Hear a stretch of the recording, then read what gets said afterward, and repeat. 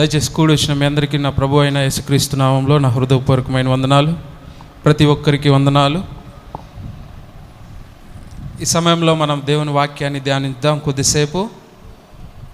అందరికీ తెలిసిన విషయాలే, కానీ మతిమరుపు అనేది అందరిలో ఉంటుంది కాబట్టి ప్రతిరోజు ప్రతి వారము ఒక్కొక్క విషయం గురించి మన జ్ఞాపకం చేసుకుంటూ ఉంటే మన ఆత్మీయ స్థితిలో మనం ఉండడానికి ఉపయోగపడుతుంది. హల్లెలూయా, హల్లెలూయా. చిన్న ప్రశ్న, మీ అందరి నమ్మకం ఎవరిపైన ఉంది? అబ్బా, ఎవరి మీద మనందరి నమ్మకం ఎవరిపైన ఉంది?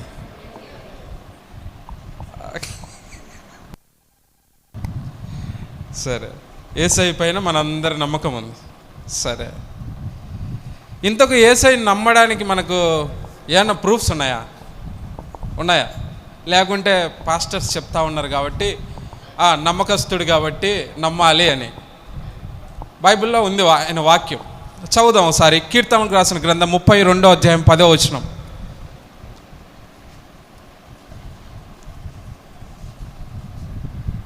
కీర్తనల గ్రంథం 32వ అధ్యాయం 10వ వచనం.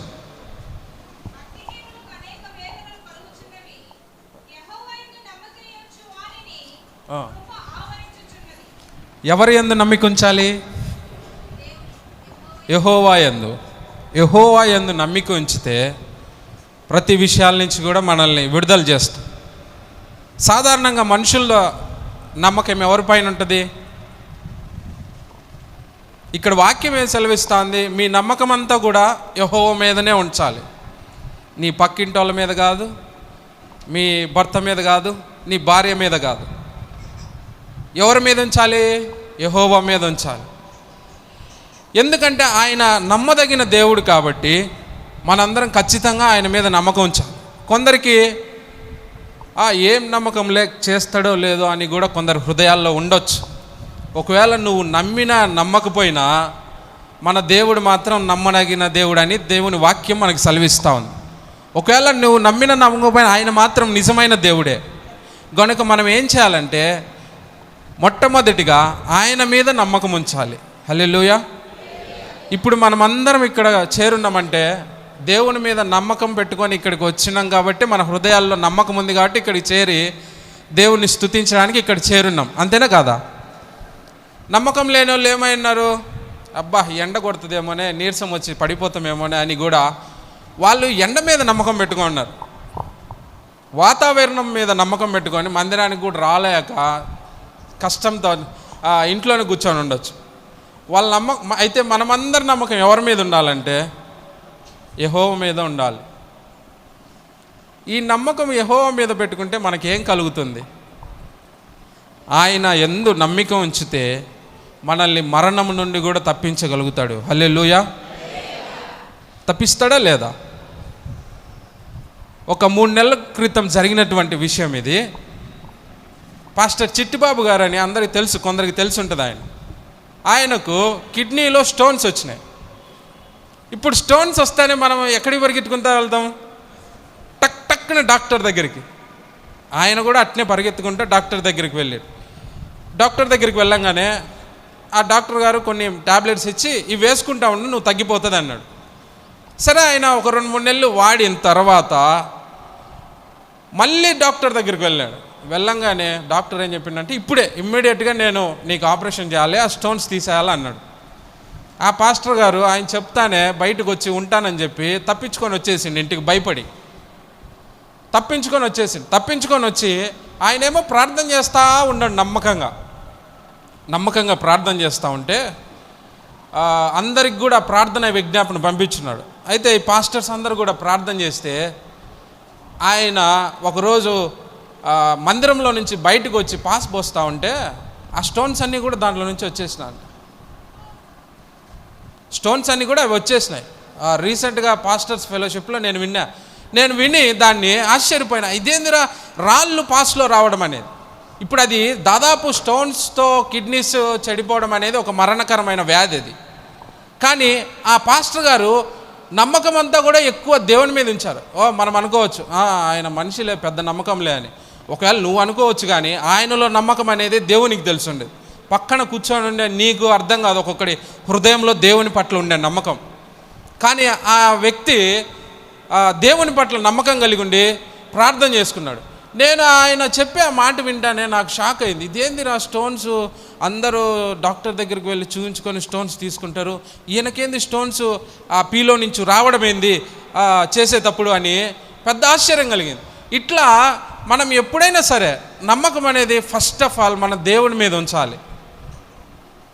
ఏ పాస్టర్ అయ్య మీదనో, బెల్లంపల్లి ప్రవీణ్ కుమార్ గారి మీదనో, లేదా ఎవరి మీద కూడా నమ్మకం ఉంచకూడదు. బైబిల్ గ్రంథంలో ఏం చెప్పిందంటే ఫస్ట్ నా మీదనే నమ్మకం ఉంచాలి, పెద్ద గొప్ప సేవకులని వాళ్ళ మీద కూడా నమ్మకం ఉంచు అని ఖండితంగా బైబిల్లో మనం చూడలే, నేనైతే చూడలే ఎక్కడ కూడా.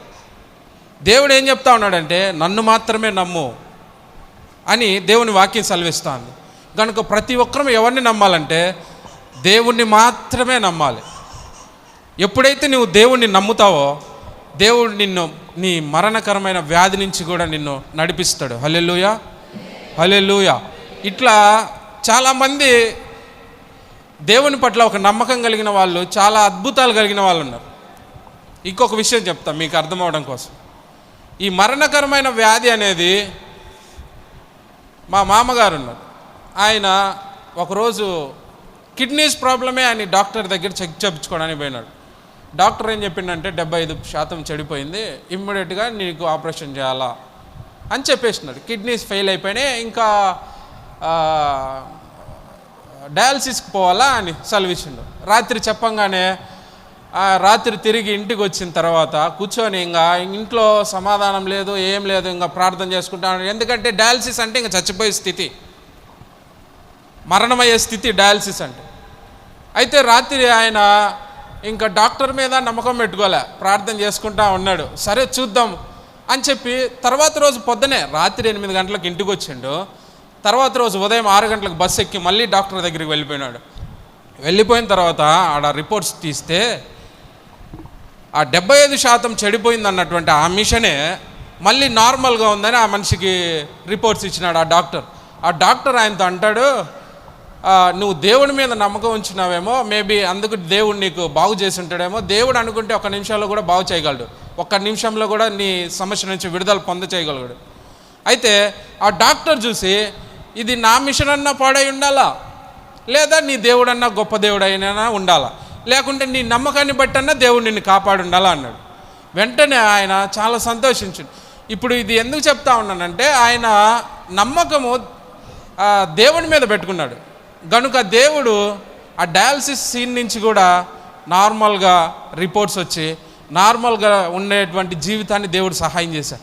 ఈరోజు ఈ వాక్యం వింటున్న ప్రతి ఒక్కరూ కూడా మనం దేవుని మీద నమ్మకం ఉంచుకోవాలి. అఫ్కోర్స్ మనం డాక్టర్ దగ్గరికి పోవచ్చు, కానీ పూర్తి నమ్మకం మనకు డాక్టరే చేయగలడని మనకు ఒక ప్రూఫ్స్ ఎక్కడ లేవు. ఒక దేవుడు మాత్రమే చేయగలిగిన వాడు.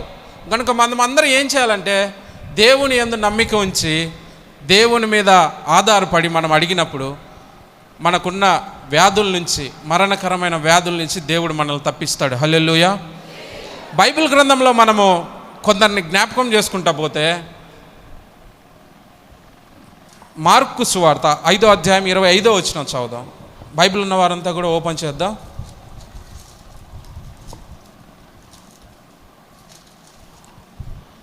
మార్కు సువార్త 5వ అధ్యాయం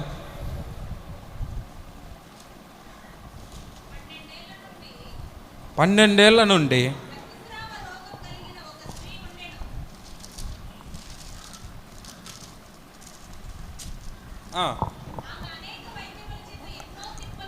ఆమె అనేక వైద్యుల చేత ఎన్నో తిప్పలు పడి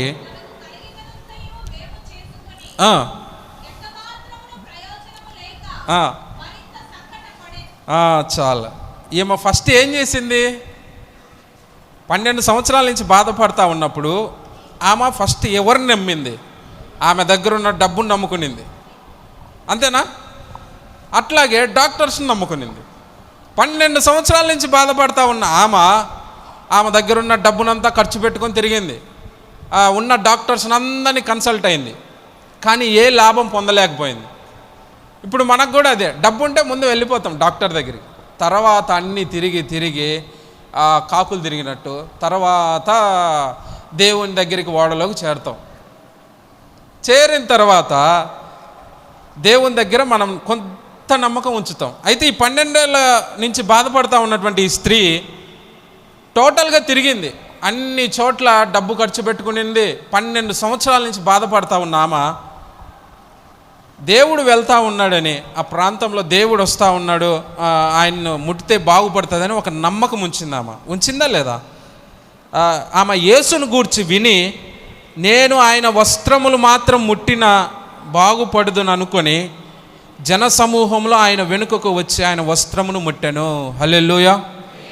ఏమనుకునింది? నేను ఆయన ముడితే నాకు బాగవుతుంది అని ఆమె హృదయంలో అనుకునింది. ఇప్పుడు ఆ మాట ఆమె హృదయంలో అనుకునిందంటే ఆమెలో ఏముంటుంది?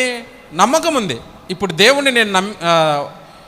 దేవుని వస్త్రాన్ని నేను తగిలితే దేవుడు నాకు ఆరోగ్యాన్ని ఇస్తాడని ఆమె హృదయంలో ఒక నమ్మకం కలిగి ఉన్నది. గనుకనే ఆమె రక్తస్రావం నుంచి ఆమె బాగుపరచబడింది. దీని అంతటి కారణం ఏంటంటే ఆమె నమ్మకం దేవుని పైన ఉంచింది. ఈరోజు మనము చాలా ఇబ్బందులతో ఉంటాం, కష్టాల్లో ఉంటాం. అయితే నమ్మకం అనేది ఎవరి వైపు ఉంటుందంటే, ఎవడైనా మనకన్నా పెద్ద మనిషి ఉంటాడో, పెద్ద ఉన్నత స్థితిలో ఉంటాడో వానిపైన మన ఆశ అంతా ఉంటుంది. నమ్మకం అనగా ఏంటి? ఆశ. మన నమ్మకం అంతా కూడా ఎవరిపైన ఉంటుందంటే, ఒక ఉన్నత మనిషి పైన, ఉన్నత వ్యక్తి ఆయన మీద మన హృదయం ఉంటుంది, మన నమ్మకం అనేది ఉంటుంది.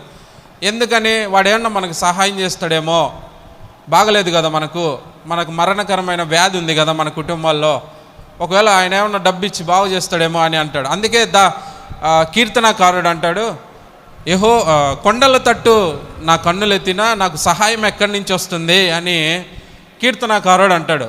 అంటే అర్థమైంది, మనం కొండల వైపు చూడమనే. నువ్వు ఏ కొండలపైన చూసినా, ఏ కొండ మనిషి పైన చూసినా కూడా సహాయం ఎక్కడి నుంచి రాదు. కేవలం ఒక దేవుని దగ్గర నుంచి మాత్రమే మనము ఆ సహాయాన్ని పొందుకోగలుగుతాం.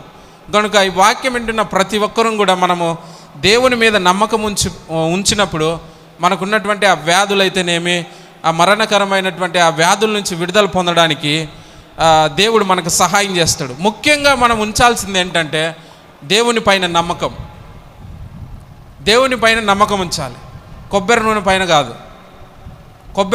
కాదు, కర్చీఫ్ల పైన కాదు మనం ఉండాల్సినటువంటి నమ్మకం. నీ హృదయంలో దేవుని మీద నమ్మకం ఉంచితే 12 సంవత్సరాల నుంచి బాధపడతా ఉన్నామా బాగుపడింది. ఆమెమి పైనుంచి ఒక ప్రత్యేకంగా దిగిరాల కన్యకేం కాదు, మనలాగా ఆమె సాధారణమైన మనిషే, భూమి మీద సాధారణంగా జీవిస్తున్నటువంటి మనిషే.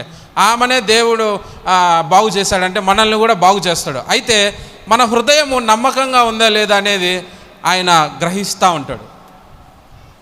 ఇది మనం గమనించాలి.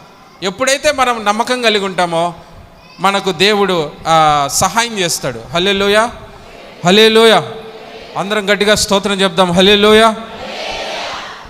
అందుకే దేవుని వాక్యం సెలవిస్తూ ఉంది, నమ్మువానికి సమస్తం సాధ్యమని. సమస్తం అంటే ఏంటి?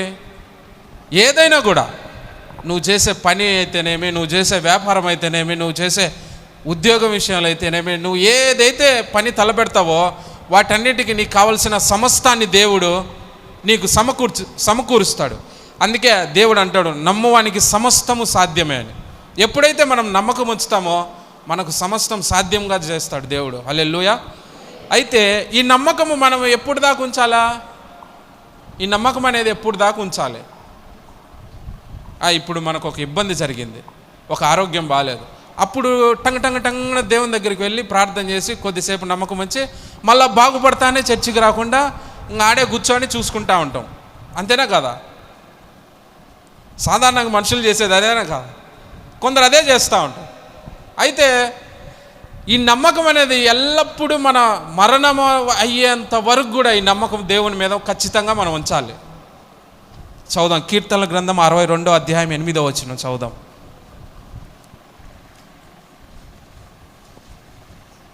కీర్తనల గ్రంథం 62వ అధ్యాయం 8వ వచనం చదువుదాం. ఎల్లప్పుడూ ఆయన యందు నమ్మిక ఉంచుడి. హల్లెలూయా. ఎప్పుడు దాకా ఉంచాలంట? ఎల్లప్పుడు. అంటే నిత్యం, నువ్వు చనిపోయేంత వరకు కూడా దేవుని యందు నమ్మిక ఉంచాలి. అంతే కదా ఈ వాక్య సారాంశం. అయితే ఈ మాట ఎవరు చెప్తా ఉన్నారంటే దావీదు గారు చెప్తా ఉన్నారు. అసలు దావీదు గారిని మనం గ్రహిస్తే ఆయన చిన్నప్పటి నుంచి ఆయన చనిపోయే స్థితి వరకు దేవుణ్ణి ఆయన మీద నమ్మకం ఉంచుకొని బ్రతికాడు. ఆయన గొర్రెలు కాసేటప్పుడు కానీ ఆయన ఉన్నటువంటి ఆ స్థితిలో నుండి కానీ ఆయన ఎల్లప్పుడూ దేవుణ్ణి స్తుతిస్తూ ఉన్నాడు. ఆయన మరణమయ్యేంత వరకు కూడా దావీదు గారిని గురించి మనం చూస్తే దేవుణ్ణి ఎప్పుడు కూడా ఆయన దేవుని మీద నమ్మకం ఉంచుకొని ఆయన జీవించేవాడు. అందుకే దావీదు గారు ఈ మాట అంటాడు, నేను ఎల్లప్పుడూ యెహోవాను సన్నుతించేదను, నిత్యం ఆయన కీర్తి నా నోటనుంటుందని కీర్తనాకారుడు రాశాడు. అయితే ఈ ఎల్లప్పుడూ దేవుని యందు నమ్మకం అనేది ఎలా ఉండాలంటే, ఒక సమస్య వస్తానే మనము ఆ నమ్మకత్వాన్ని మనం కోల్పోయి తిరిగి వెనక్కి వెళ్ళకూడదు. మీకు అర్థమవడానికి బైబిల్ గ్రంథం నుంచి ఒక ఉదాహరణ. 12 మంది గోత్రపు మెయిన్ ఇంపార్టెన్స్ వ్యక్తులను మోషే గారు పిలిపించి ఒక 12 మంది గోత్రంలో నుంచి 12 గోత్రాల నుంచి 12 మందిని తీసుకొని ఈ మోషే గారు ఐగుప్తు నుంచి ఈ ఇశ్రాయేల్ ప్రజలందరినీ కూడా తీసుకొని వస్తూ ఉన్నాడు. బందీ నుంచి విడుదల చేసి తీసుకొని వస్తూ ఉంటే ఇంకా కొద్ది దూరం పోగానే పాలు తేనెలు ప్రవహించే దేశం వస్తుంది. పాలు తేనెలు ప్రవహించే దేశం వస్తానే దగ్గర ఉంది. ఇంకా ఈ మోషే గారు ఏం చెప్పారంటే ఈ 12 మంది గోత్రం వాళ్ళను 12 మంది వ్యక్తులను పిలిపించి, నాయనా ఇప్పుడు మనం దగ్గరికి వచ్చినాం, ఈ 12 మందిని పిలిపించి మీరు పోయి ఒకసారి ఆ కనాను దేశాన్ని చూసి రాపండిరా నాయనా అని మోషే గారు వాళ్ళందరికీ చెప్తే ఈ 12 మంది కలిసి వెళ్ళారు. ఎక్కడికి? ఆ పాలు తేనెలు ప్రవహించే దేశాన్ని చూడడానికి వెళ్ళింది 12 మంది. ఒక 40 రోజులు రాత్రులు పగులు ఆడే ఉండి ఆ ఊరినంతా గమనించారు. గమనించి ఎట్లట్లా బిల్డింగ్స్ ఉన్నాయి, ఎట్లట్లా స్థలాలు ఉన్నాయి, ఎట్లట్లా పొలాలు ఉన్నాయి, ఏ చెట్లు ఏ ఫలాలు పండుతూ ఉన్నాయి, ఎట్లా ఆ కనాను దేశం అంతా ఉందో ఒకసారి చూసి వచ్చి నాకు చెప్పండి అన్నాడు. ఇప్పుడు 12 మంది 12 గోత్రాల నుంచి వచ్చిన దేవుని బిడ్డలే కదా అందరు కూడా. 12 మందిలో 10 మంది వాళ్ళని చూసి వచ్చి ఏం చెప్తా ఉన్నారంటే మోషే దగ్గరికి, ఓయమ్మ ఆడవాళ్ళు మనకన్నా పెద్ద బలాద్దులు, మనకన్నా పెద్ద పెద్ద బిల్డింగ్స్ ఉన్నాయి, మనం వాళ్ళ దగ్గరికి వెళ్ళి మనం గెలిచలేము అని చెప్తా ఉన్నారు 10 మంది. అంటే వాళ్ళ నమ్మకం ఎట్లుందంటే దేవుని మీద కన్నా సాతాను మీదనే వాళ్ళ హృదయం అంతా ఉంది. దేవుడు ఏం చెప్పినాడు, మీరు వెళ్ళండి, నేను మిమ్మల్ని పాలు తేనెలు ప్రవహించే దేశంలో ఉంచుతాను, మిమ్మల్ని ఆశీర్వదిస్తానని ఇశ్రాయేల్ ప్రజలకు చెప్తే ఈ 12 మంది వెళ్ళి చూసి వచ్చి 10 మంది ఏం చెప్తా ఉన్నారంటే మనం వెళ్ళలేము, మనం అక్కడికి పోయి కూర్చోలేము, మనం వాళ్ళతో పోట్లాడలేమని భయపడతా ఉన్నారు. కానీ ఈ ఇద్దరు మాత్రం, ఈ కాలేబు యెహోషువ అనే ఇద్దరు మాత్రం దేవుడు మనకు చెప్పినాడు, మోషే గారు మనకు చెప్పినాడు, మనం దేవుని మీద నమ్మకం ఉంచి ఖచ్చితంగా మనం పోదామని చెప్తా ఉన్నాడు. ఆ ఇశ్రాయేల్ ప్రజలందరికీ కూడా చెప్తా ఉంటే ఇశ్రాయేల్ ప్రజలు అంటారు, ఒరే మేము ఐగుప్తు దేశం ఉన్నప్పుడే ఏదో ఒక బ్రతుకుతూ ఉన్నాము. ఐగుప్తు దేశం అనగా మీకు అర్థం అవడం కోసం లోకం అనుకోండి. లోకంలో బ్రతుకుతూ ఉన్నప్పుడే ఎట్నో ఒకటి జీవిస్తూ ఉన్నాం నాయన, కష్టమో పాడో అని వాళ్ళు అనుకొని ఏడుస్తూ ఉన్నారు. అయితే ఈ కాలేబు గారు యెహోషువ గారు వచ్చి ఏం చెప్తాను, రండ్రా నాయన మనం దేవుడు చెప్పినట్టుగా పోదాం, కష్టమైనా సరే మనం ఆయన మీద నమ్మకం ఉంచి అడుగు పెడదాం ఆ పాలు తేనెలు ప్రవహించే దేశంలో అని వాళ్ళు చెప్తా ఉంటే ఈ వినేవాళ్ళు కూడా ఏడుస్తూ ఉన్నారు, సొక్కాలు చింపుకొని ఏడుస్తూ ఉన్నారు. ఎందుకంటే ఊరకని మీ మాటలు నీడికి వచ్చినామే, అదేందో ఆశీర్వదిస్తాడని మందిరానికి మమ్మల్ని తెచ్చినావే, ఇప్పుడు దాకా మమ్మల్ని ఆశీర్వదించలేదే అన్నట్టు వాళ్ళు కూడా అని ఆడికి వచ్చి ఏడుస్తూ ఉంటే ఆ కాలేబు యెహోషువ ఇద్దరు కూడా ఏం చేస్తూ ఉన్నారంటే దేవుడు మనకు చెప్పినాడు రండి పోదామని చెప్తా ఉంటే వాళ్ళు నమ్మలేదు. కానీ వీళ్ళిద్దరు మాత్రము దేవుడు చెప్పినట్టుగా వెళ్ళిపోయినారు. మీరు ఎట్టన్నా సావండి అని ఈ కాలేబు యెహోషువ గారు ఇద్దరు కూడా వెళ్ళిపోయినారు. మిగతా 10 మంది కూడా దేవుని మీద నమ్మకం ఉంచకుండా ఆ ఊర్లో ఉన్నటువంటి ప్రజల మీద నమ్మకం ఉంచి వాళ్ళ బలం మీద నమ్మకం ఉంచి చివరికి దేవుడు ఇచ్చే ఆశీర్వాదాన్ని పొందుకోలేకపోయారు. ఆ మిగతా 10 మంది కూడా చనిపోయినారు. వీళ్ళిద్దరినే దేవుడు ఆశీర్వదించి పాలు తేనెలు ప్రవహించే దేశానికి అడుగుపెట్టే విధంగా దేవుడు వాళ్ళని నడిపించాడు.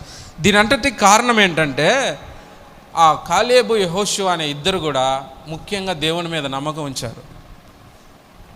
ఈరోజు మనం నమ్మకం ఉంచాలి. మనము నమ్మకము ఎట్లా ఉంచుతామంటే ఇబ్బంది వచ్చేంత వరకు బ్రహ్మాండంగా ఉంటాం. ఇబ్బంది రాగానే దేవుణ్ణి పక్కన పెట్టి మనం చూసుకుంటాం. కానీ మనము దేవుని సహాయం లేకుండా ఆశీర్వదించబడలేము. ఇక్కడ వీళ్ళు దేవుని మీద నమ్మకం ఉంచి అడుగు పెట్టారు. దేవుడు వాళ్ళని హెచ్చింపజేశాడు. హల్లెలూయా, హల్లెలూయా. గనుక మనం ఏం చేయాలంటే నమ్మకం ఉంచాలి. ఇప్పుడు 12 మంది గోత్రపు వాళ్ళు చెప్తా ఉంటే వాళ్ళల్లో 10 మంది వచ్చి నాశనమయ్యే మాటలు చెప్తా ఉంటే వీళ్ళు బ్రహ్మాండంగా విన్నారు, ఎవరు? ఇశ్రాయేల్ ప్రజలు. కానీ ఇద్దరు చెప్పే నిజమైనటువంటి మాటలు ఎవడన్నా విన్నాడు? ఆడ ఎవడిల్లా. ఇప్పుడు లోకంలో కూడా ఇదే జరుగుతూ ఉంది. ఎవడన్నా ఒక చిన్న పాస్టర్ ఏదైనా ఒక మంచి వాక్యం కరెక్ట్గా చెప్పిండు అనుకో, ఆయన చెప్పేది వినడు. పెద్ద సూట్ వేసి చెప్పినారనుకో, వాడు అడ్డకూతలు కూర్చా ఉన్నా కూడా మనం వింటాం. అంతేనే కదా? అడ్డకూతలు కూస్తా ఉన్నా కూడా మనం వింటాం. కానీ బైబిల్ గ్రంథంలో బెరయ ప్రజలు అనేది మీకు గుర్తే ఉంటుంది.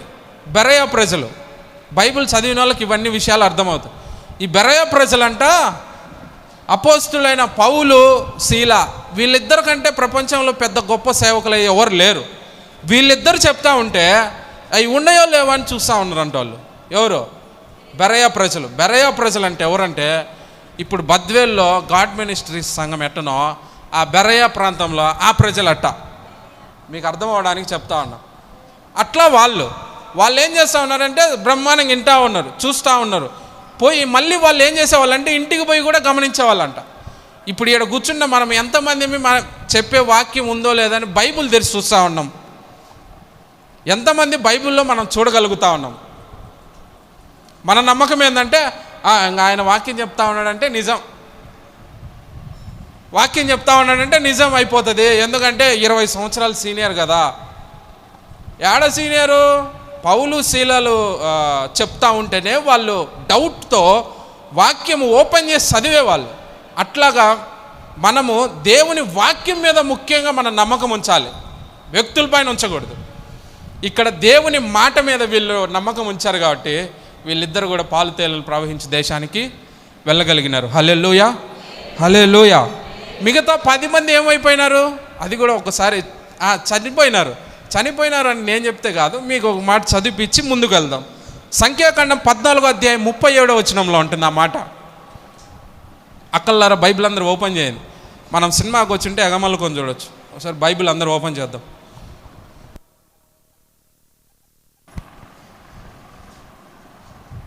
సంఖ్యాకాండం 14వ అధ్యాయం, సంఖ్యాకాండం 14వ అధ్యాయం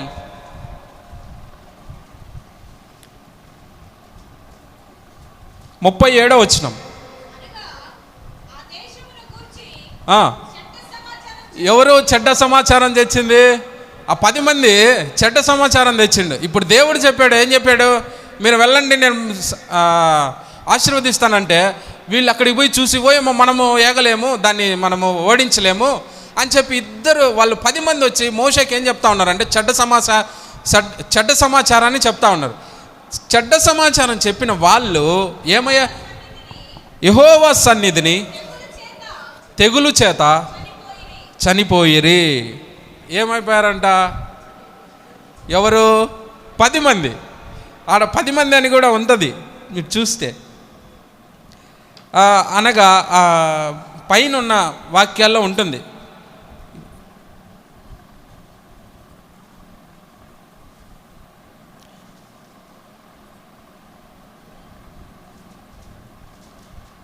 సరే, నేను తర్వాత చెప్తా.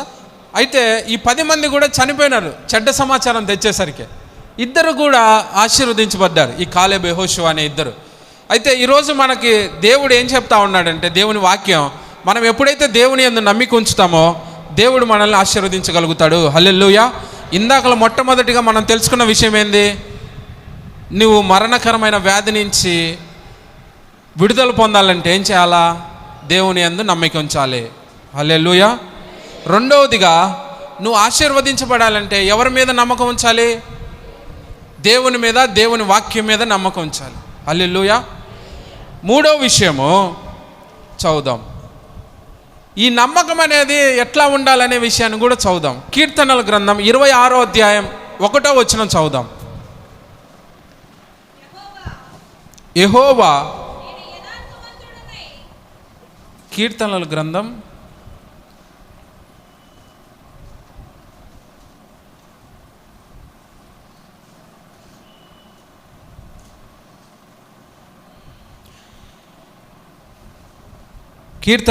26వ అధ్యాయం 1వ వచనం చదువుదాం. ఆ వెనకల నిద్రపోతా ఉన్న వాళ్ళందరూ కూడా కొద్దిగా స్తోత్రం చెప్దాం. హల్లెలూయా, హల్లెలూయా. మనం నిద్రపోవడానికైతే మందిరానికి రానవసరం లేదు, ఉన్న విషయం ఇది. నిద్రపోవడానికైతే ఇంట్లో బెడ్ వేసుకోమనుకుంటే సరిపోదు. హల్లెలూయా. కీర్తనలకు రాసిన గ్రంథం 26వ అధ్యాయం 1వ వచనం చదువుదాం. నేను యథార్థవంతుడినై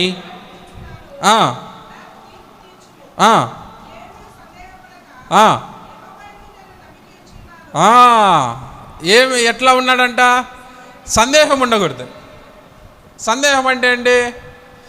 ఇప్పుడు మందిరానికి పోదాం, అయితే ఈరోజు మనకి లాభం ఏంటి? లాభం ఏంటి? ఏదైనా చేస్తే దేవుడు మనకు సహాయం చేస్తాడో లేదో అని ఒక సందేహం. అయితే ఇక్కడ కీర్తనాకారుడు ఏం చెప్తా ఉన్నాడంటే, సందేహపడకుండా యెహోవా యందు నేను నమ్మిక ఉంచి ఉన్నాను. అసలు దావీదు దేవుని యందు నమ్మిక ఉంచడంలో ఒక స్పెషల్ పర్సన్. ఆయన నమ్మకము మామూలుగా ఉండదు. అందుకే ఆయన ఎంత ఘోరమైనటువంటి స్థితిలో ఉన్నప్పటికీ ఆయన నమ్మకం అంతా దేవుని మీదనే ఉండింది. ఇప్పుడు గొర్రెలు కాస్తూ ఉన్నాయి, గొర్రెలను ఇంకొంత అమ్ముకొని మనం బిజినెస్ ఎట్ట చేయాలని బిజినెస్ మీద ఆయన నమ్మకం కలిగలేదు. ఒకవేళ ఉంటే ఉండొచ్చు, కానీ పూర్తి నమ్మకం దేవుని మీదనే ఉంచాడు ఆయన. గొర్రెలు కాస్తూ ఉన్నప్పుడు అరణ్యంలో ఆయన ఏం చేసేవాడంటే నిత్యము దేవుని స్తుతించేవాడు. ప్రతి విషయాల్లో కూడా ఆయన దేవుని మీద నమ్మకం ఉంచాడు కాబట్టి సాతానును జయించగలిగినాడు. హల్లెలూయా. ఇట్లా ఎప్పుడైనా మనం సందేహించకుండా దేవుని సన్నిధిలో ఆయన మీద నమ్మకం ఉంచితే దేవుడు మనల్ని బాగు చేస్తాడు. ఒక తండ్రి, బైబిల్ గ్రంథంలో ఈ విషయాలు ఉన్నాయి. ఒక తండ్రి, ఆయనకు ఒక కుమారుడు. ఆ కుమారుడికి దయ్యం పట్టుంది. దయ్యం పట్టుండి ఎక్కడ పడితే ఆయన అక్కడ పడిపోతూ ఉన్నాడు, నురుగు కార్చుకుంటా ఉన్నాడు, ఎక్కడ పడితే అక్కడ పడిపోతూ ఉన్నాడు. ఇప్పుడు ఆ తండ్రి ఏం చేసేవాడంటే ఆ కుమారుని తీసుకొని ఫస్ట్ ఎవరి దగ్గరికి వచ్చాడంటే శిష్యుల దగ్గరికి వచ్చినాడు. నాయన ప్రార్థన చేయండి, నా కొడుకు బాగలేదని. శిష్యుల దగ్గరికి వస్తే శిష్యులు ప్రార్థన చేశారు. ప్రార్థన చేసిన తర్వాత ఆయనకు దయ్యం వదిలిపోలేదు. మేబీ వాళ్ళల్లో విశ్వాసం కొంచెం తక్కువ ఉంది కాబట్టి వదిలిపోలే, అక్కడ అదే రాసింది. అయితే తర్వాత తండ్రి దగ్గరికి వచ్చాడు, యేసయ్య దగ్గరికి వచ్చాడు. ఈ తండ్రి యేసయ్య దగ్గరికి వచ్చి, యేసయ్యగా నా కొడుక్కి ఆరోగ్యం బాగలేదు, దయ్యంతో బాధపడతా ఉన్నాడు, ఎక్కడ పడితే అక్కడ నొరుగు కార్చుకుంటా ఉన్నాడు, చాలా ఇబ్బందిగా ఉంది. అయితే నేను మీ శిష్యుల దగ్గరికి పోయినా కానీ నాకు స్వస్థత కలగలేదు నా కొడుక్కి. కానీ నేను నీ దగ్గరికి వచ్చాను, నా కొడుకుని బాగు చేయని దేవుణ్ణి ఆ తండ్రి వేడుకోగానే ఆ తండ్రి ఏం చెప్పాడు? ఫస్ట్ నీవు ముందు నమ్మకం ఉంచుతావా? నువ్వు నమ్మకం ఉంచితే నీకు బాగవుతుంది, నువ్వు వెళ్ళిపో అన్నాడు. ఆయన అప్పుడే బాగు చేయబెట్టి నువ్వు నమ్మకం ఉంచినావా అంటేనే నేను నమ్మకం ఉంచినాను అన్నాడు. సరే అయితే తిరిగిపో అన్నాడు. పోతా ఉంటేనే బాగైపోయినాడు. నువ్వు నమ్మకం ఉంచి జస్ట్ దేవుని మీద నమ్మకం ఉంచి నువ్వు తిరుగుతూ ఉన్నా కూడా అది బాగైపోతుంది అంతే. దేవుని సన్నిధికి చేరి నమ్మకంగా నువ్వు ప్రార్థన చేసినావంటే దేవుడు నిన్ను ఏదైనా స్వస్థతను కలుగు చేస్తాడు. హల్లెలూయా. ఈరోజు మనము దేవుని యందు నమ్మకం ఉంచలేక చాలా ఇబ్బందులు పడిపోతూ ఉన్నాం మన జీవితాల్లో కూడా. సాతాను ఏం చేస్తూ ఉంటుందంటే 3 రోజుల నుంచి సాతాను నాతో చెప్తా ఉంది, ఒరే ఏంది సేవ అని వచ్చినావు, వ్యాపారం ఏదన్నా బిజినెస్ చేయొచ్చు కదా, ఏదన్నా ఉద్యోగం చూసుకోవచ్చు కదా అని నాతో మాట్లాడుతూ ఉంది.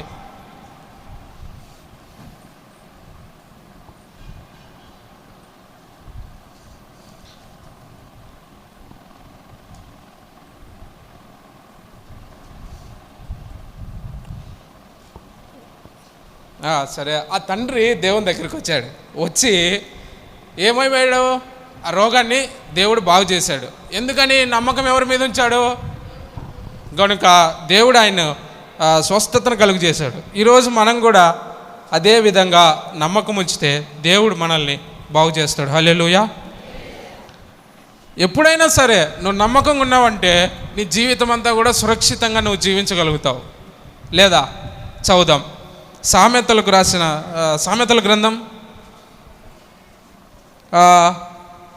29వ అధ్యాయం.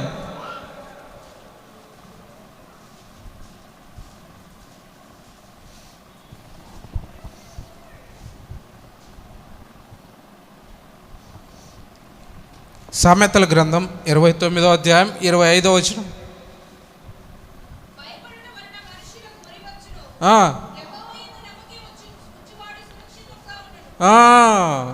ఎట్లా ఉంటాడు? యెహోవా యందు నమ్మిక ఉంచితే సురక్షితంగా ఉంటాడు.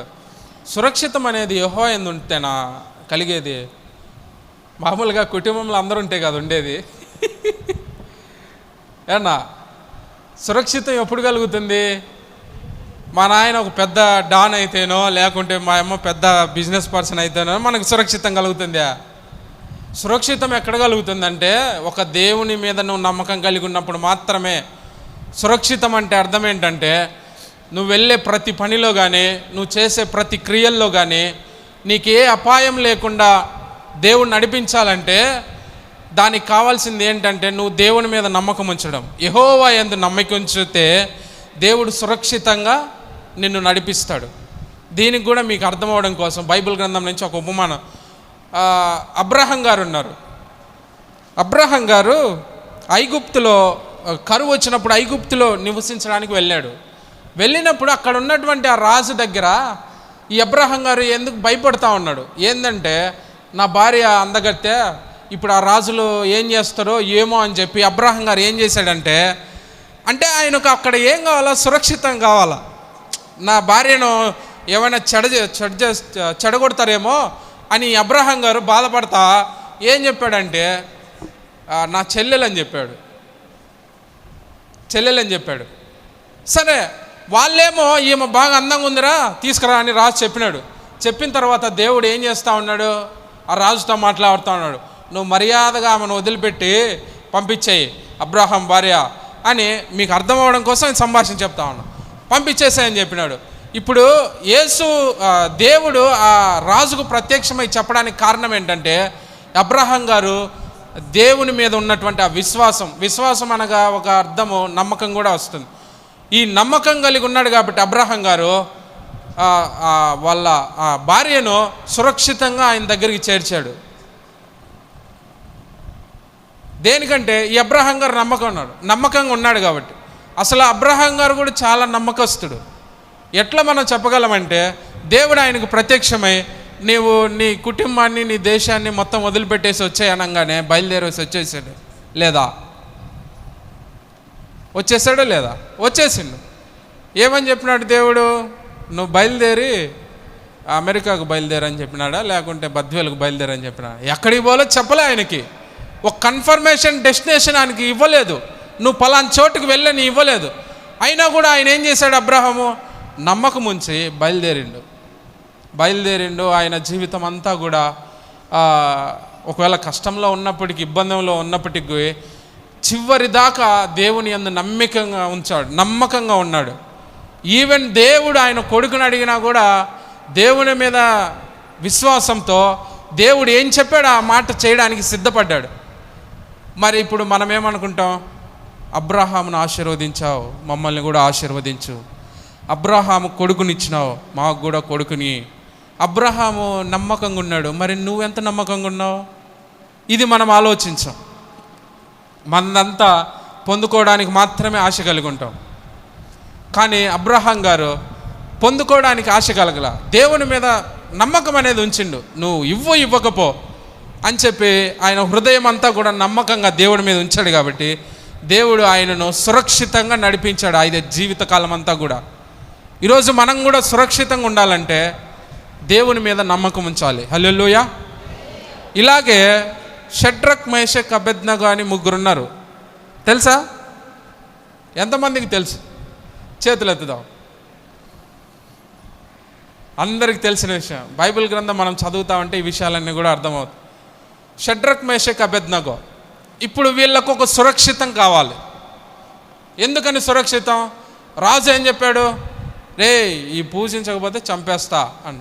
ఒకవేళ ఈరోజు గవర్నమెంట్ ఏదైనా మనకు వచ్చి నువ్వు బీసీసీ క్రిస్టియన్ అని పెట్టుకున్నావు అనుకో, నీకు అన్నీ రావు గవర్నమెంట్ నుంచి అని ఒకవేళ వాళ్ళకి ఏదైనా రిలీజ్ చేశారనుకో, మనం ఏం చేస్తాం? మన నోటికి వచ్చిన కులాలన్నీ కూడా రాసి పెట్టుకుంటాం. ఎందుకంటే మన బతుకు అట్లా ఏడుస్తూ ఉంటుంది. వాడు ఇవ్వడేమో అని. ఈ ముగ్గురు ఏం చేశాడు? మీరు పూజించకపోతే మిమ్మల్ని చంపేస్తా, అగ్నిలో వేసి కాల్ చేస్తా అన్నాడు. అన్నాడా లేదా అక్కలారా? అన్నాడు. అయినా కూడా ఆ ముగ్గురు ఏం చేశారు? ఒరే స్వామి, నువ్వు ఏమన్నా చెప్పు, మేమైతే పూజించం. నువ్వు పెట్టినటువంటి ఆ బొమ్మకు మేమైతే పూజించము. ఒకవేళ మమ్మల్ని చంపుతావా, కాలుస్తావా, కాల్చేయి, ఇబ్బంది లేదన్నాడు. ఇప్పుడు ఆ మాట రాజు వినగానే కోపం వచ్చి వాళ్ళను అగ్నిలో వేసేసాడు. వేసేసిన తర్వాత వాళ్ళతో పాటు ఎవరున్నారు? దేవుడు ఉన్నాడు. దేవుడు ఎవరితో అయినా కూడా వెనకల ఉండాలంటే దేవుడు మనల్ని ఏం చూస్తాడు? ఫస్ట్ నమ్మకాన్ని చూస్తాడు. హల్లెలూయా. నమ్మకాన్ని చూస్తాడు. మన కాడున్న బైబిల్ని చూడ్డు, మన దగ్గర ఉన్న బ్యాగుని చూడ్డు, మన మీద ఏమున్నాయో అవన్నీ చూడ్డు. మన హృదయంలో ఉన్నటువంటి నమ్మకాన్ని దేవుడు చూస్తాడు.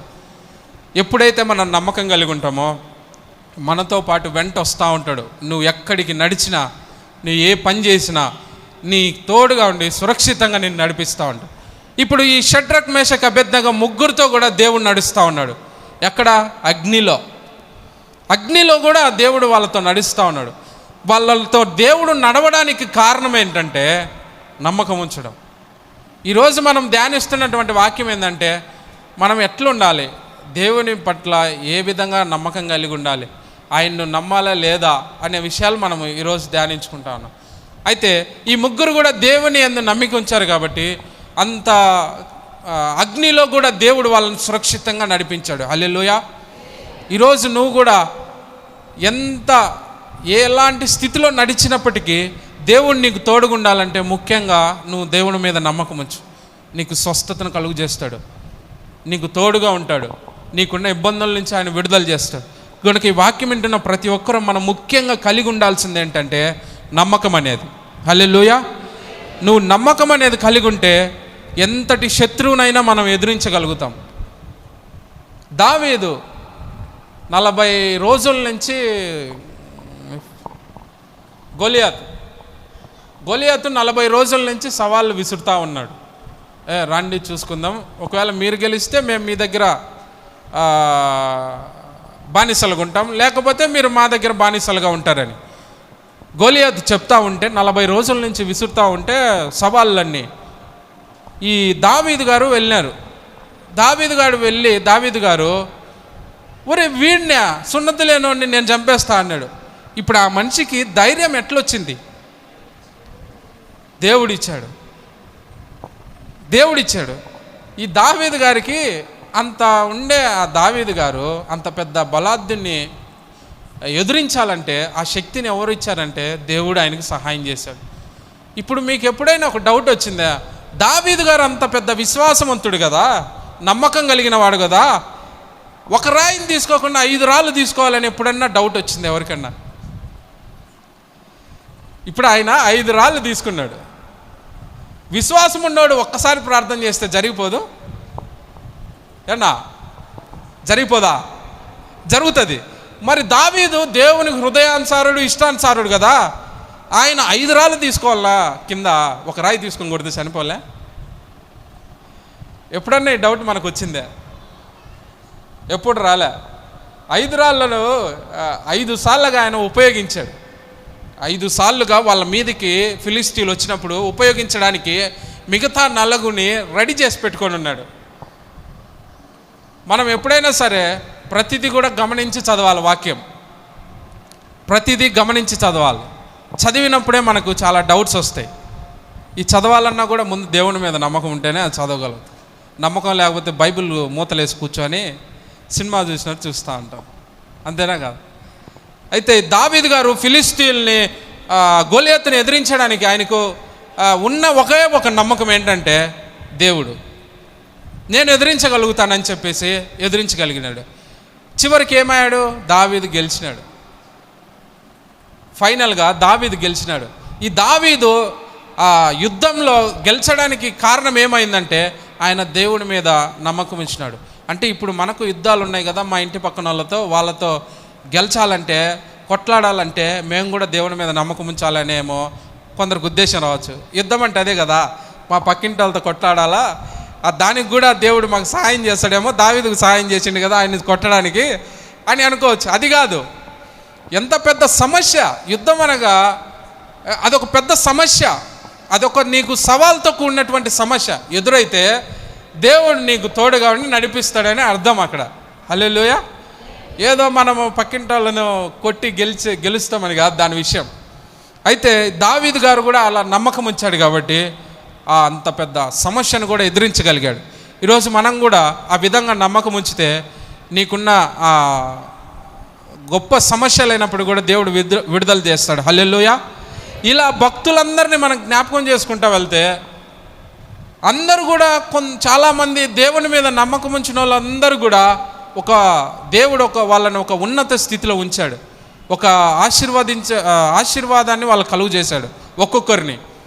అట్లాగే దానియేలు గారిని మనం గ్రహిస్తే, దానియేలు గారికి ఒక ఆర్డర్ వచ్చింది.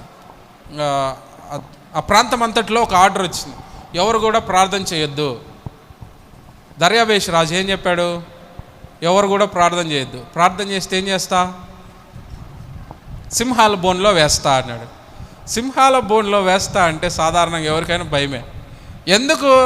ఇప్పుడు ఈరోజు ఎవరన్నా చర్చికి పోయినారనుకో, తీసుకొని పోయి జైల్లో వేస్తా అన్నాడు అనుకో, ఎవడన్నా వచ్చి వెళ్తామా? కానీ దానియేలు ఏం చేశాడు? ఒరే నువ్వు ఏమన్నా చేసుకో, నేను చేసేదే అని ఇంట్లో పోయి కూర్చొని ప్రార్థన చేస్తూ ఉన్నాడు. ఈ ప్రార్థన చేయడానికి గల కారణం ఏంటంటే ఆయనకు నమ్మకం ఉంది, దేవుని మీద నమ్మకం ఉంది కాబట్టి. సరే, ఆయన ఈ ప్రార్థన చేసే విషయము, దానియేలు ప్రార్థన చేసే విషయము రాజుకు తెలిసి, రాజు ఏం చేశాడు? ఆయన తీసుకెళ్ళి బట్టుల ద్వారా సింహాల బోన్లో వేసేసాడు. వేయంగానే రాత్రంతా ఆయన ప్రార్థన చేస్తూ ఉన్నాడు. ఆయనకున్న ఒకటే ఒక నమ్మకం, ఇప్పుడు దీని నుంచి నేను విడుదల పొందాలంటే నాకు రాజులు పనికిరారు, ఏ ఎమ్మెల్యేలు పనికిరారు, ఏ ఎంపీలు పనికిరారు, నాకు రికమెండేషన్కి ఒక దేవుడే నాకు దిక్కని ఆయన దేవుని మీద నమ్మకం ఉంచి ప్రార్థన చేస్తే సింహాలు ఏం చేసినాయి? ఏం చేయలేదు, సైలెంట్గా నోర్లు మూసుకొని కూర్చొని ఉన్నాయి. ఈరోజు నువ్వు కూడా దేవుని మీద నమ్మకం ఉంచితే ఎంత పెద్ద సమస్య అయినప్పటికీ నీ ముందు అది తలంచాల్సిందే. హల్లెలూయా, హల్లెలూయా. ఈ విధంగా మనము ఆయన మీద నమ్మకం ఉంచితే మనకున్నటువంటి మొట్టమొదటిగా మనము చదువుకున్న విషయం ఏంటి? మరణకరమైనటువంటి వ్యాధుల నుంచి స్వస్థతను కలుగు చేస్తాడు. నమ్మకంగా మనం ఉన్నప్పుడే, నమ్మకం లేకుంటే చేయడు, నమ్మకం ఉంచితేనే చేస్తాడు. అయితే మొట్టమొదటిగా మరణకరమైన వ్యాధుల నుంచి స్వస్థతను దయచేశాడు. అలాగే రెండో విషయం ఏంటంటే, నమ్మకంగా ఉన్న వాళ్ళని దేవుడు ఆశీర్వదించాడు. పాలు తేనెలు ప్రవహించే దేశానికి కాలేబు యెహోషువ గారిని పంపించగలిగాడు వాళ్ళ ఉన్నటువంటి ఆ నమ్మకాన్ని బట్టి. ఇప్పుడు ఇంకొక వ్యక్తి, తండ్రి వాళ్ళ కుమారుడు పట్ల ఆయన కలిగి ఉన్నటువంటి ఆ రోగం, ఆ దెయ్యాన్ని విడుదల పొందాలని దేవుని దగ్గర ఆయన ఉన్నటువంటి ఆ నమ్మకాన్ని బట్టి దేవుడు ఆయనకు స్వస్థతను కలుగు చేశాడు. అలాగే యెహోవా మీద నమ్మకం ఉంచిన దానియేలు అయితేనేమి, షడ్రక్ మేషక్ అబేద్నెగో వీళ్ళందరూ అయితేనేమి అంత పెద్ద సమస్య నుంచి కూడా విడుదల పొందగలిగాడు. వీటన్నిటికి కారణం ఏంటంటే వాళ్ళు దేవుని మీద నమ్మకం ఉంచారు. హల్లెలూయా, హల్లెలూయా. అందరం కూడా చేతులు ఎత్తి గట్టిగా స్తోత్రం చెప్దాం. హల్లెలూయా. చివరిగా మన సమయం అయిపోతూ ఉంది కాబట్టి, ఒకవేళ నువ్వు ఆయన మీద నమ్మకం ఉంచితే ఆయన మహిమను కూడా చూడగలుగుతాం. యోహాను సువార్త 1వ అధ్యాయం 40వ వచనం చదువుదాం. యోహాను సువార్త 1వ అధ్యాయం 40వ వచనం.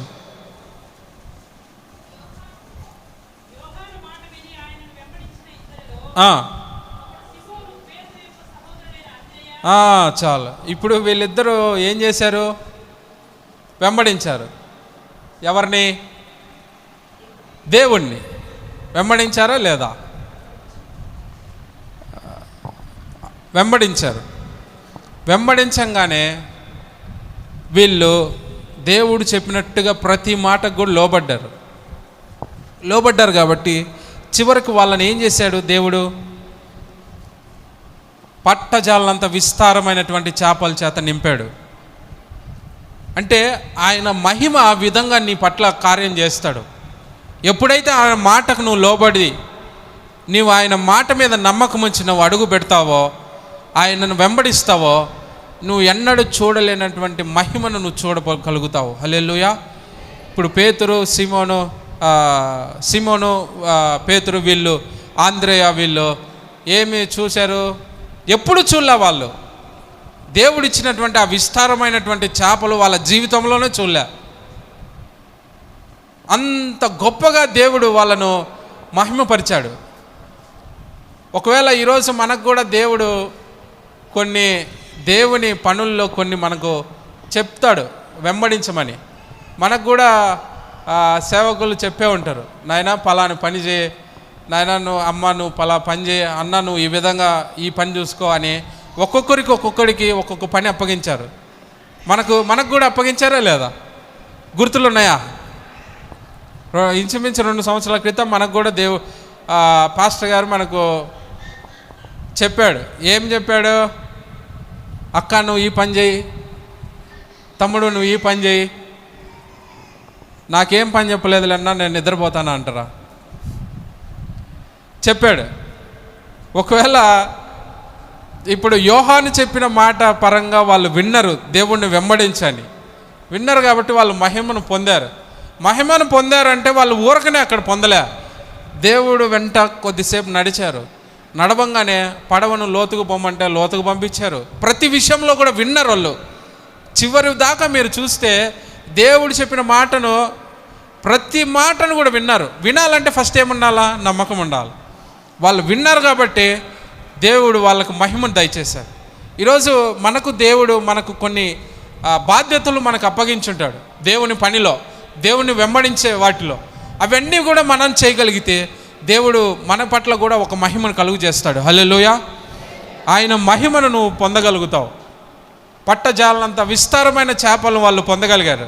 ఆ విధంగా మనం కూడా విస్తారమైన చేపలు మాకు ఎందుకులే అనుకోవచ్చు.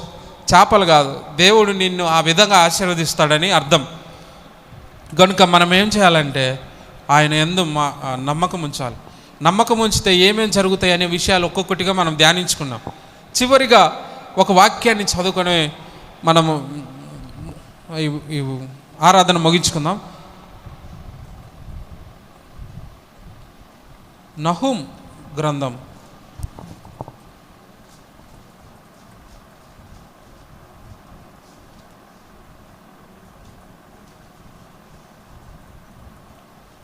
1 యోనా తర్వాత మీకా తర్వాత నహూం అని ఉంటుంది. నహూం గ్రంథం 1వ అధ్యాయం 7వ వచనం చదువుదాం. యెహోవా ఉత్తముడు, శ్రమ దినమందు ఆయన ఆశ్రయ దుర్గము, తన యందు నమ్మిక ఉంచు వారిని ఆయన ఎరుగును. అంటే అర్థం ఏంటి? ఆయన తెలుసుకుంటాడు, ఆయన మనల్ని గుర్తిస్తాడు. ఇప్పుడు మనం కూడా గుర్తించాలని చాలా ఓవరాక్షన్లు చేస్తూ ఉంటాం కదా అందరి ముందు. మమ్మల్ని గుర్తించాలా అని చాలామంది మనుషులు ఏం చేస్తూ ఉంటారు, ఒక డంబంగా ఉండాలని, ఒక వ్యక్తి మమ్మల్ని బాగా గుర్తించాలని, ఎక్కువగా ఉండాలని ఆశపడుతూ ఉంటారు. అయితే ఇక్కడ ఎరగడం అంటే అది అర్థం. అయితే దేవుడు ఎరగాలంటే మనం ఏం చేయాలి? ఆయన యందు నమ్మిక నువ్వు ఉంచితే దేవుడు నిన్ను ఎరుగుతాడు. ఎరగడం అంటే ఆయన నిన్ను కనుగొంటాడు. ఆయన నిన్ను కనుగొంటాడు. అసలు ఆయన నిన్ను కనుగొనాలంటే నువ్వు నమ్మకం కలిగి ఉండాలి ఫస్ట్. దావీదును దేవుడు అంటాడు, ఆయన నా ఇష్టానుసారుడు అంటాడు. అన్నాడా లేదా వాక్యం? అపోస్తుల గ్రంథం 13వ అధ్యాయం 22వ వచనంలో ఉంటుంది, చదువుదాం. తర్వాత అతన్ని తొలగించి దావీదును వారికి రాజుగా ఏర్పరచెను. మరియు ఆయన ఎవరిని కనుగొన్నాడు? యెషయి కుమారుడైన దావీదును కనుక్కున్నాడంట. ఎవరు? దేవుడే కనుక్కున్నాడు ఆయన్ను. దేవుడు ఆయన కనుక్కోవడం అనేది గొప్ప సంగతి. మనం దేవుణ్ణి కనుక్కోవాలి, కానీ ఆయన మనల్ని కనుక్కోవడం అనేది పెద్ద సంగతి. అది మనం ఆలోచించాలి. అయితే దావీదుని దేవుడు కనుగొన్నాడు. కనుగొని ఏమంటాడు ఆయన్ని? అతడు నా ఇష్టానుసారుడు, ఆయన నా ఉద్దేశాలన్నీ నెరవేర్చేవాడు. అతన్ని గూర్చి సాక్ష్యం ఎవరు చెప్తా ఉన్నారు? దేవుడు చెప్తా ఉన్నాడు. మరి మనం ఈరోజు దేవుని గురించి సాక్ష్యం పొందగలుగుతున్నామా? మనం క్వశ్చన్ మార్క్ మన హృదయాల్లో వేసుకోవాలి. దావీదును దేవుడు ఇష్టానుసారుడు, హృదయానుసారుడని దేవుడే స్వయాన కనుగొన్నాడు. మరి ఈరోజు మనల్ని కూడా దేవుడు కనుగొనాలంటే నీ ఉండే నమ్మకాన్ని బట్టి దేవుడు కనుగొంటాడు. హల్లెలూయా. దావీదు ఏ విధంగా ఉన్నవాడంటే ప్రతి ఉదయమున, సాయంత్రమున, ప్రతి టైంలో ఆయన ప్రార్థన చేసేవాడంట, స్తుతించేవాడంట. ఇప్పుడు గొర్రెలు కాసుకునే వాళ్ళు గొర్రెలు కాసుకోకుండా, గొర్రెల మీద నమ్మకం పెట్టుకోకుండా మళ్ళీ దేవుని మీద నమ్మకం పెట్టుకున్నాడు. చూడండి, ఆయన సాధారణంగా అదే కదా ఆడు చేసింది. ఆయన నాకు గొర్రెలు ఉన్నాయి, కాసుకొని బతుకుదాము, ఇంక ఇబ్బంది లేదు, ఇంకెవడి మీద మనం నమ్మకం పెట్టుకునే అవసరం లేదు అని దావీదు అనుకోకుండా దేవుడి మీద ఎల్లప్పుడూ ఆయన నమ్మకం ఉంచుకొని ప్రార్థించేవాడంట. అట్లాగే ఎలుగెత్తి దేవుణ్ణి మొరపెట్టేవాడు ఆయన. ప్రతి రాత్రి కూడా ఆయన ఏం చేసేవాడంటే కన్నీళ్లతో ప్రార్థన చేసేవాడంట. చదువుదాం ఆ వాక్యం ఒక్కసారి. కీర్తనల గ్రంథం 6వ అధ్యాయం 4వ వచనం 5వ వచనంలో ఉంటుంది. అందరూ కూడా బైబిల్ ఓపెన్ చేసి చూద్దాం. దావీదు గారిని ఎందుకని దేవుడు కనుగొన్నాడంటే ఈ వాక్యాలు చదివితే మనకు అర్థమవుతుంది. కీర్తనల గ్రంథం 6వ అధ్యాయం 4వ వచనం 5వ వచనం చదువుదాం. యెహోవా తిరిగి రమ్ము, నన్ను విడిపింపుము, నీ కృపను బట్టి నన్ను రక్షింపుము.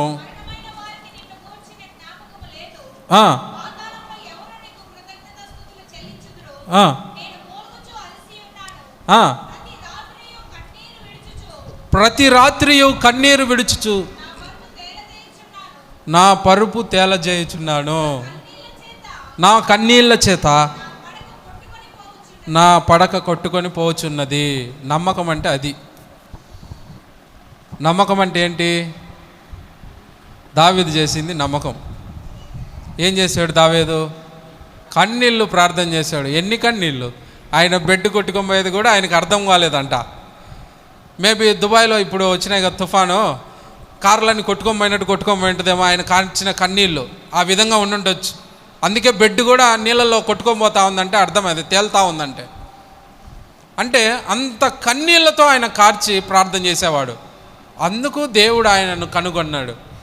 మనము కన్నీళ్ళు కార్చకుండా ప్రార్థన చేస్తే మన ప్రార్థన అంత పవర్ ఉండకపోవచ్చు. కన్నీళ్ళు విడిచి ఎప్పుడైనా ప్రార్థన చేస్తే దేవుడు నిన్ను కనుగొంటాడు, దేవుడు నిన్ను రక్షిస్తాడు. ఈ విధంగా దేవుడు నిన్ను కనుగొంటాడు. ఇట్లాగే హిజ్కియా అని ఒక ఆయన ఉన్నాడు, రాజు హిజ్కియా ఆరోగ్యం బాగలేక ఇంకా చనిపోతా అనుకుంటా ఉన్నాడు. అనుకొని ఆయన ఏం చేశాడు? ప్రార్థన చేశాడు. కన్నీళ్ళు విడుస్తూ ప్రార్థన చేశాడు. ఆ ప్రార్థన చేయడం కూడా ఎక్కడ ప్రార్థన చేశాడు? గోడ వైపు తిరగడం అంటే ఇంకా మన ముందు ఏం లేవు, అన్నీ కూడా మాఫ్. అంటే మన కన్నుల ఎదుట లోకానుసారమైనటివన్నీ కూడా కట్ చేసేసి ఆయన కంప్లీట్గా ఇంకా ఆయన హృదయం అంతా కూడా ఒక అడ్డు, కేవలం ఆయన నమ్మకం అంతా కూడా దేవుని మీదనే ఉంచాడు.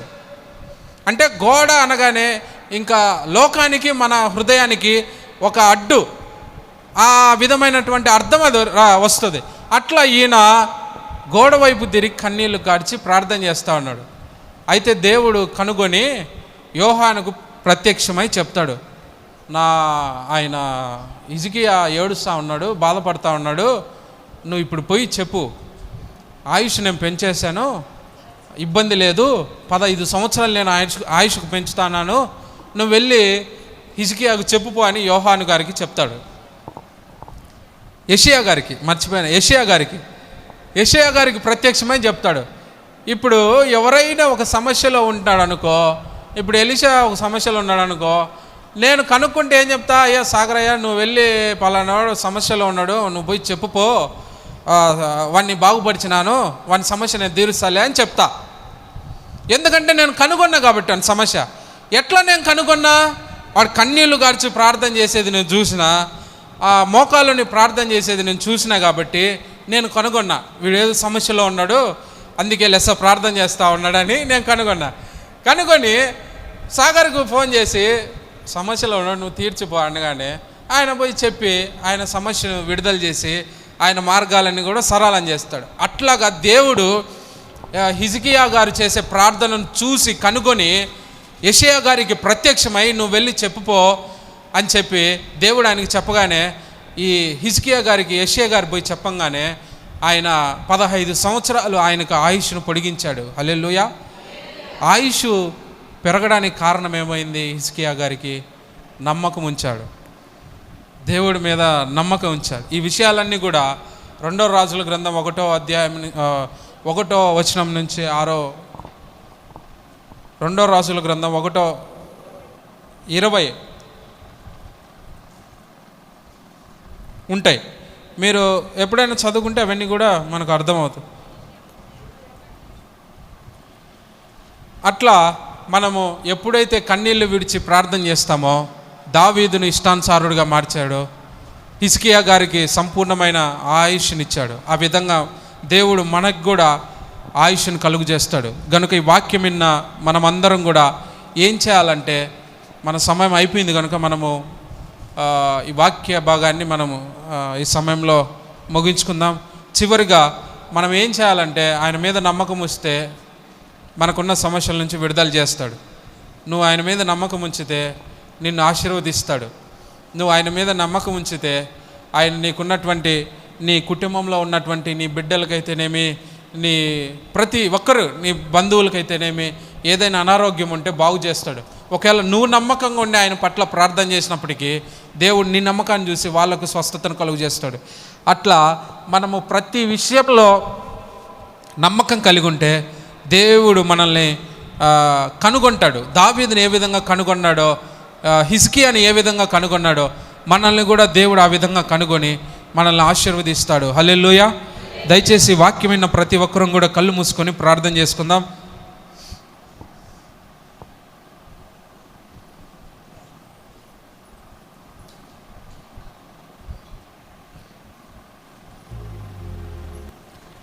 దయచేసి ఈ వాక్యం విన్న మనమందరం కూడా మన హృదయాల్లో మనం నెమరు వేసుకుంటూ ప్రార్థన చేద్దాం. పరిశుద్ధుడు అయిన తండ్రి, నీకు స్తోత్రం. ఇంతవరకు మా హృదయాలతో మీరు మాట్లాడినందుకై నీకు స్తోత్రం ప్రభువా. నాయనా, ఒకవేళ మా హృదయాల్లో నమ్మకం లేదేమో, నమ్మకం కలిగే హృదయాలను మాకు దయచేయి ప్రభువా అని ప్రతి ఒక్కరూ కూడా ప్రార్థన చేద్దాం. ఒకవేళ నువ్వు నమ్మకం కలిగి ఈ సమయంలో కన్నీళ్లతో నువ్వు ప్రార్థన చేసినట్లయితే దేవుడు నీ కన్నీళ్లను చూసి ఈరోజు నీకున్న సమస్యల నుంచి దేవుడు విడుదల చేస్తాడు. అయితే నీవు నమ్మకం ఉంచిన నీవు మోకాల్లోని ఆకాశం వైపు కన్నులెత్తి ఒక్కసారి మనం దేవుణ్ణి మన హృదయాలను అప్పచెప్పి దేవుణ్ణి అడుగుదాం. ప్రభువా సహాయం చెయ్యి. నువ్వు ఎప్పుడైతే ఆయన మీద నమ్మకం ఉంచుతావో ప్రతి స్వస్థతను మీకు కలుగు చేస్తాడు. ప్రతి ఇబ్బందుల నుంచి దేవుడు మనల్ని రక్షిస్తాడు. ఎందుకంటే ఆయన నమ్మదగిన దేవుడని దేవుని వాక్యం మనకు సెలవిస్తూ ఉంది. మరి నువ్వు నమ్మినా నమ్మకపోయినా దేవుడు మాత్రం నమ్మదగిన దేవుడని దేవుని వాక్యం సెలవిస్తూ ఉంది. కనుక ప్రతి ఒక్కరూ కూడా యెహోవా యందు నమ్మిక ఉంచండి. ఎవడో మనకు సహాయం చేస్తాడులే, పలానా వ్యక్తి మనకు సహాయం చేస్తాడులే అని ఎప్పుడు నమ్మకం ఉంచవద్దు. కేవలం నీ చూపు అంతా కూడా దేవుని మీదనే ఉంచు, దేవుని మీదనే నీ హృదయాన్ని ఉంచు. అప్పుడు దేవుడు నీ నమ్మకాన్ని చూసి ఆయన నిన్ను కనుగొని నీకు కావాల్సిన ప్రతిదీ సహాయం చేస్తాడు. హిజ్కియా కన్నీళ్ళను చూసి దేవుడు ఆయనకు 15 సంవత్సరాల ఆయుష్ను పొడిగింపజేశాడు. మరి ఈరోజు మనల్ని కూడా దేవుడు మనకు కూడా ఆయుష్ను దయచేస్తాడు మనం కన్నీళ్లు విడిచి ప్రార్థన చేసినప్పుడు. కనుక ప్రతి ఒక్కరూ కూడా కన్నీళ్లు విడిచి దేవుని సన్నిధిలో అడిగితే, సందేహించకుండా ఆయన పక్షాన ఒక నమ్మకం కలిగి నువ్వు ప్రార్థన చేస్తే, నీ జీవితం అంతా కూడా దేవుడు నీకు తోడుగా ఉండి ప్రతి విషయాల్లో నీకు తోడుగా ఉండి దేవుడు నడుస్తాడు, నిన్ను సురక్షితంగా నడిపిస్తాడు. ఆ రోజు షడ్రక్, మేషక్, అబేద్నెగోలతో వాళ్ళ ముగ్గురితో దేవుడు ఏ విధంగా తోడుగా అగ్నిలో ఉండి వాళ్ళను కాపాడుతూ వచ్చాడో, ఈరోజు నిన్ను కూడా దేవుడు ఆ విధంగా కాపాడుతాడు. అయితే నీవు చేయాల్సింది ఒక్కటే, దేవుని మీద నమ్మకం ఉంచు. ఎప్పుడైతే నీవు నమ్మకం ఉంచుతావో దేవుడు నిన్ను సమస్యల నుంచి స్వస్థతలను దయచేస్తాడు. నమ్మకము చివరి దాకా నీ నమ్మకాన్ని దేవుడు చూస్తూ ఉంటాడు. దేవుడు సిలువ సమయంలో కూడా ఆయన వెంట అనేక మంది శిష్యులు తప్పిపోయినప్పటికీ ఒక యోహాను మాత్రమే ఉన్నాడు. అందుకే దేవుడు ఆ యోహానును కనుగొని ఆయన ఒక బాధ్యతను ఆయనకు అప్పగించాడు. ఈరోజు దేవుడు నీకు ఒక బాధ్యతను ఈ లోకంలో అప్పగించాలన్నా కూడా నీ నమ్మకాన్ని దేవుడు చూస్తూ ఉంటాడు. నువ్వు ఒకవేళ నమ్మకం లేకున్నావనుకో, మన జీవితాలు మనము అధోగతికి స్థితికి చేరుతాయి. కనుక ప్రతి ఒక్కరం కూడా మోకాళ్ళని ప్రార్థన చేద్దాం. ప్రభువా సహాయం చేయి, నమ్మకమైన దేవుడవు నీవు నాయన. మా హృదయాల్లో మీరు నమ్మకాన్ని దయచేయండి ప్రభువా, మా హృదయాలతో మీరు మాట్లాడండి, విశ్వాసాన్ని మాకు దయచేయండి ప్రభువా అని అడుగుదాం. అయ్యా నీకు స్తోత్రం, స్తోత్రం, స్తోత్రం, హల్లెలూయా, స్తోత్రం. పరిశుద్ధుడు అయిన తండ్రి నీకు వందనాలు, స్తోత్రాలు. నువ్వు ఎప్పుడు అడిగితే నమ్మకం ఉంచుతావో ప్రతి విషయాలతో దేవుడు తోడుగా ఉంటాడు. హల్లెలూయా, హల్లెలూయా, స్తోత్రం, స్తోత్రం, స్తోత్రం. ఆయన నమ్మదగిన దేవుడు కనుక మనము ఖచ్చితంగా ఆయన మీద నమ్మకం ఉంచి ప్రార్థన చేస్తే ఈరోజు నీకున్న సమస్యల నుంచి విడుదల చేస్తాడు. హల్లెలూయా, హల్లెలూయా, స్తోత్రం, స్తోత్రం, స్తోత్రం, హల్లెలూయా, హల్లెలూయా, స్తుతి, స్తుతి. అందరం కూడా ప్రార్థన చేద్దాం. కొన్ని నిమిషాలు మనం దేవుణ్ణి అడుగుదాం. మనం ఇక్కడికి చేరిందే దేవుణ్ణి అడగడానికి. ఎప్పుడైతే నీవు అడుగుతావో దేవుడు సహాయం చేస్తాడు. ప్రతిదీ ఇవ్వడానికి ఆయన సిద్ధంగా ఉన్నాడు. కానీ మనమే అడగడానికి కొంత ఇంట్రెస్ట్ లేమేమో. నువ్వు ఒకవేళ ఈరోజు దేవుని మీద నమ్మకం ఉంచి అడుగు, దేవుడు ప్రతిదీ నీకు సహాయం చేయడానికి సిద్ధంగా ఉన్నాడు. ప్రతి ఒక్కరం కూడా అడుగుదాం. అందరూ కూడా కళ్ళు మూసుకుందాం. అందరం కూడా కళ్ళు మూసుకొని దేవుని సన్నిధిలో అడుగుదాం. హల్లెలూయా, స్తోత్రం, స్తోత్రం, స్తుతి, స్తోత్రం, స్తోత్రం. పరిశుద్ధుడా నీకు స్తోత్రం నాయన. పరిశుద్ధుడు అయిన తండ్రి నీకు స్తోత్రం. సర్వోన్నతుడా, మహిమ కలిగిన దేవా నీకు స్తోత్రం. సర్వోన్నతుడా, మా హృదయాలతో మీరు మాట్లాడండి తండ్రి. మా హృదయాలలో నాయన నమ్మకాన్ని ఉంచండి. హల్లెలూయా, హల్లెలూయా, స్తోత్రం. ప్రార్థన చేసుకుందాం. పరిశుద్ధుడు అయిన తండ్రి, సర్వోన్నతుడా, సర్వశక్తిమంతుడు అయిన ప్రభువా నీకు స్తోత్రం చెల్లిస్తున్నాం. ఇంతవరకు మా హృదయాలతో మీరు మాట్లాడినందుకై నీకు స్తోత్రం నాయన. అయ్యా, మా హృదయాలలో మీరు నమ్మకాన్ని మాకు దయచేయండి ప్రభువా. ఒకవేళ ఇన్ని రోజులు మేము నమ్మకం లేక జీవించున్నామేమో, ఈ రోజు నుంచి మేము నమ్మకం కలిగి జీవించడానికి మీరు సహాయం చేయండి ప్రభువా. ఇక్కడ కూడి వచ్చిన ప్రతి ఒక్కరి ప్రార్థనను మీరు ఆలకించండి. హిజ్కియా ప్రార్థనని ఏ విధంగా నువ్వు కనుగొని వాళ్లకు సహాయం చేసావో ప్రభువా, ఇక్కడ కూడి వచ్చిన ప్రతి ఒక్కరి ప్రార్థనను మీరు గ్రహించి మీరు కనుగొని వాళ్ళకు ఉన్నటువంటి ఆ ఇబ్బందుల నుంచి విడుదల మీరు దయచేయండి తండ్రి. అయ్యా నీకు స్తోత్రం ప్రభువా. ఇంకా ఎందరైతే బయట తిరుగుతూ ఉన్నారో, మందిరానికి రాలేకున్నారో వారందరిని మీరు నడిపించండి ప్రభువా. వారందరి హృదయాలను మీరు మార్చండి. వారిని కూడా నీ సన్నిధిలోకి మీరు చేర్చండి నాయన. ఇంకా అనేక మంది రావాల్సింది, వారందరినీ కూడా వారి హృదయాలతో మీరు ఈ సమయంలో మాట్లాడి నడిపించండి నాయన. ఇంతవరకు మీరు మాకు తోడుగా ఉన్నారు. మీరే మాకు తోడుగా ఉండి నడిపించి మాతో కూడా మీరు ఉండి ఈ కార్యక్రమం అంతట్లో మీరు మాతో ఉన్నందుకై నీకు స్తోత్రం చెల్లిస్తున్నాం ప్రభువా. ఎందరైతే నీ సమస్యలతో ఇక్కడ చేరున్నారో వారి సమస్యలు నీవు ఎరుగున్న దేవుడవు ప్రభువా. నీ వారికి సహాయం చేయండి. ఎంతమంది అయితే అనారోగ్యంతో బాధపడుతూ ఉన్నారో వారి అనారోగ్యాలను మీరు కనుగొన్న దేవుడవు. మీరు వారిని ముట్టి బాగు చేయండి తండ్రి. ఎందరైతే నీ సన్నిధిలో విశ్వసించి ఉన్నారో ప్రభువా, అబ్రహాముని ఏ విధంగా విశ్వాసమును నువ్వు కనుగొని ఆయన ఆశీర్వదించావో ఆ విధంగా మమ్మల్ని కూడా ఆశీర్వదించండి నాయన. దయచేయండి ప్రభువా. హల్లెలూయా, స్తోత్రం నాయన. నీ పరిశుద్ధ ఆత్మ చేత ఒక్కొక్కరిని మీరు తాకండి నాయన. నాయన ప్రతి ఒక్కరిని ఆత్మ చేత నింపండి. ఎందుకంటే నీ ఆత్మ ఉంటేనే మాలో ఒక ఆసక్తి కలుగుతుంది. ఆత్మ లేకుంటే నా వాడు కాదన్నావు కనుక మా ప్రతి ఒక్కరికి నీ ఆత్మను మీరు అనుగ్రహించండి.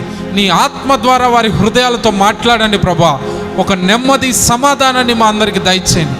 ఇక్కడ కూడి వచ్చిన ప్రతి ఒక్కరిని పేరు పేరున దీవించి ఆశీర్వదించమని నాయన, తిరిగి వెళుతుండగా వాళ్ళకు కావలసినటువంటి సమాధానాన్ని మీరు దయచేయమని యేసయ్య పరిశుద్ధ నామములో అడిగి వేడుకొంచున్నాము తండ్రి. ఆమేన్.